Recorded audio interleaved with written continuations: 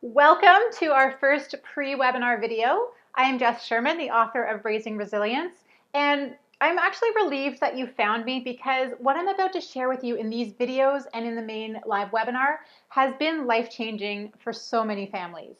I know it sounds dramatic, but you'll see over the next couple of days why it's so important for you to know how to use food to help your child.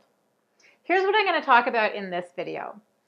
Clearly, I'm passionate about this subject. I know that food makes a huge difference to a child's mental and emotional well-being, to their ability to learn and feel good and function well. But why, if it's so important, are you not getting this information from anyone else? Why is this not making mainstream headlines? Why is your doctor not talking about it, or your principal or your teacher not suggesting food changes for your child? Why do your kids' grandparents or other parents think you might be crazy for wondering about it? And why is there this lingering doubt in the air when you suggest that changing a child's diet can really change their mood and their behavior? Food is a game changer for so many kids, and I know this because food is my tool. I know this because day in and day out, I work with food and I work with families, and I see changes happen. Parents come to me, and you're watching this because you want to understand your kids better. You want to help them. You want to understand what's behind their tantrums and their anxiety and their attention problems or their sleep issues. You want to help. You want to fix. You want to see your kids thrive, and you're searching for tools. Well, food is the tool that I can help you understand and apply. So why isn't everyone else talking about this? It's not because they don't care. It's not because there's no research. There's lots of it, and I'll introduce you to some of it in the live webinar. It's because they don't understand your child in the way that I'm going to explain them to you in this video. What I'm going to do right now is frame out for you the big picture, a different way of thinking about your child's behavior to help you understand why food matters so much. Getting this is really the first step to being able to use food more strategically. So if your child struggles with behavior, they're hurting themselves or they're aggressive towards others or whatever it is for you, it's helpful to understand their behavior in terms of stress. That what you're really seeing is a child responding to and struggling to cope with stress. Now, stay with me for a minute because I want to go a bit deeper and get to why food matters to this picture. In my work, I use the term resilience to talk about this.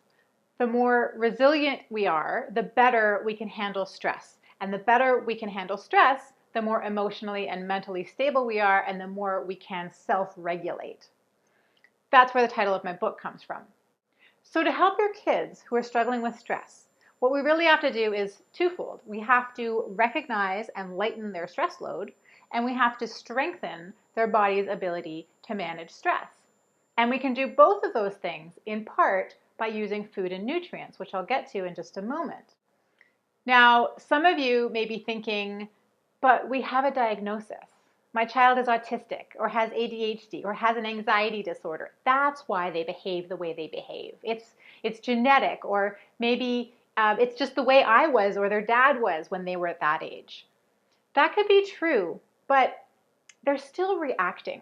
They're not broken. See, kids on the spectrum and kids with ADHD, the kids with the diagnoses, they tend to be extremely sensitive, highly reactive. And there's some deep chemistry and digestive issues and nutritional imbalances and all kinds of things that amplify their reactivity 10, 20, 50-fold because all of those things interfere with resilience. But they're still reacting, and we can still support them by reducing stress load and improving resilience. So do you see the difference between this approach and how your child's teacher or even their doctor might be seeing your child's behavior? The Raising Resilience process that I teach and that I'm going to introduce you to in the live webinar is based on the idea that the health of the body influences the function of the brain, and that your child's troubling behavior is a sign that the accumulation of stress is overwhelming the ability to handle it. Now, when we understand behavior like this, we can start to see two reasons why it's so helpful and so important to address food and diet. First is that food could be a stressor in and of itself, And maybe you've already explored this. You've maybe done elimination diets or food sensitivity testing, or maybe you've read about gluten, or maybe this concept is new to you. But the point is, food can cause irritation. It can be a stressor, adding to the body's stress load. And we'll get into more detail in this when we're live together, but irritation triggered by food is one of the 4 main nutritional concepts that I want to teach you about.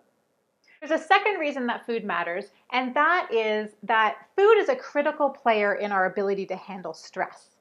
Now, sometimes this takes a little bit of wrapping your head around if it's new to you, but when you get it, it usually brings about a big aha moment. Here's the thing. The body's ability to handle stress, these systems are very nutrient hungry. They involve lots of hormones and chemical processes and conversations, and that involves not only calories and energy, but nutrients, fats, proteins, carbohydrates, vitamins, minerals, right? So here's the big takeaway. When we don't eat the right foods for our body and we don't get the nutrients in that we need, we end up with this double whammy. We're adding on a layer of stress and we're reducing their body's ability to cope with stress. And that can be underlying the behavior issues, the aggression, the sleep problems, whatever it is.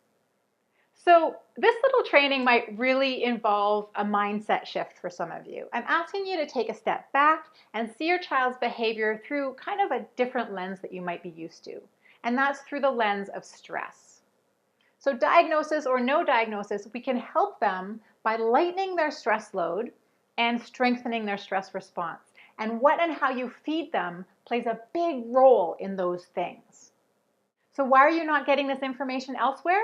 It's not because other people don't care about your kid. It's because they don't have time to research something that is not their tool. But I do. You have found me now, and I'll go as deeply into this as you want to go. When we're live together in the webinar, I'm going to present to you a roadmap for how to make the food changes you need to make strategically and systematically. So that's all for now. Let this information settle in and percolate. And what I invite you to start to do is consider the potential stressors that your child's under. What's their stress load and how can you take steps to reduce it?